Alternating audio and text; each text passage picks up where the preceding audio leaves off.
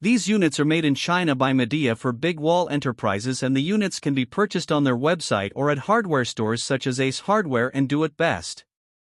The guarantee on the units is very minimal when compared to other brands. The 1PACU models are state-of-the-art units with a U shape so that the window can be opened or closed even with the unit installed. They use inverter compressors and have 11.26 ER efficiency as well as a 33 decibel sound rating that is equivalent to less than a light rain shower. They feature Wi-Fi and voice control through Alexa and Google Assistant as well as a temperature sensing remote for enhanced comfort. The units have 3 fan speeds with 4-way auto swing louvers for superior air distribution throughout the room. The 3 PASC air conditioners are for casement windows and use R410A refrigerant, which is less friendly to the planet. They use 115-volt power and have a 10.4 EER efficiency with a sound rating that is equivalent to normal conversation.